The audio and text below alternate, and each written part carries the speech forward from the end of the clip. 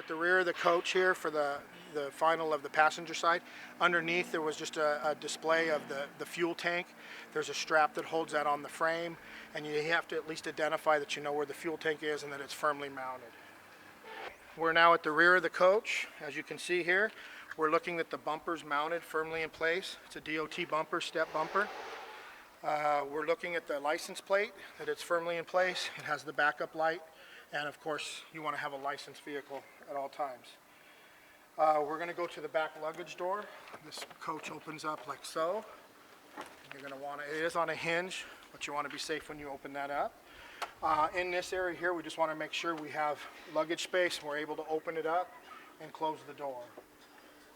I do want to make sure that my safety triangles are in place in case there is a problem out on the road. As a driver, I'm able to identify the hazard, and there should be three in place. 1, 2, 3.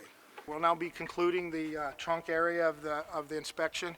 I do make sure my lock's in place and everything like that so that the door will firmly lock, which it does. Driver's side, back, rear of the coach. I need to make sure that my light's intact, the safety lens is covered, not broken or missing. I've got a reflector here that's in place. I need to make sure that that's in good working condition. As I move over to the coach, I need to be able to identify the fuel entry level and the cap.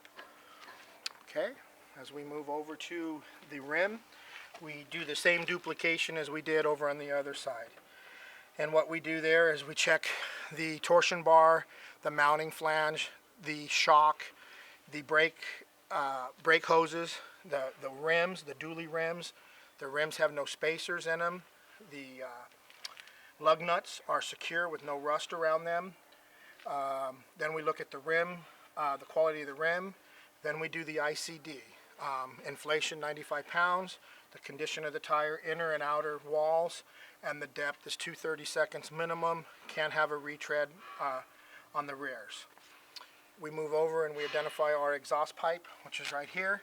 I'm looking through here. It's firmly mounted to the coach, and that's where the exhaust area is. My windows are all intact, safely mounted. And we need to do that on the other side also. Just make sure all glass is securely mounted. Make sure it's good. I'm also looking at a lens here to make sure it's good. Driver's side.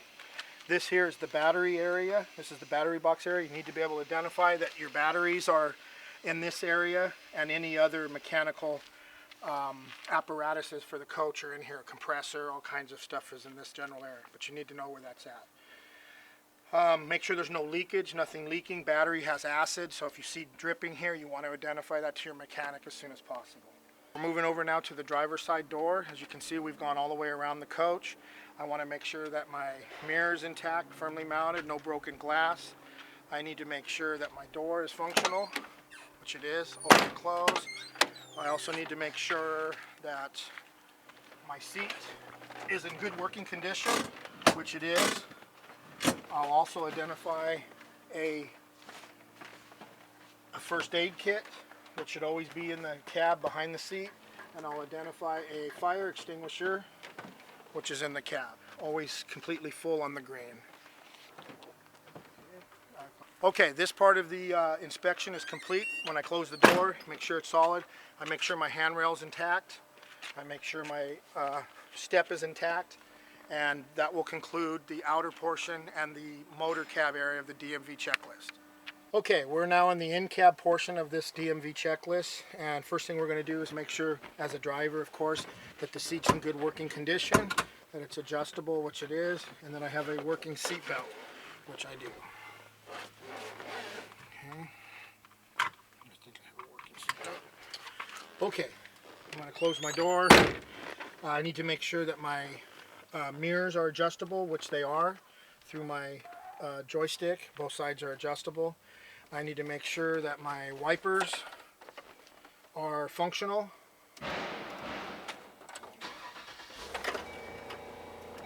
Which they are. I need to make sure now as the airbags start up, they're functional. My green light's on and it's working right now. The compressor, you hear the noise. It's loading the airbags.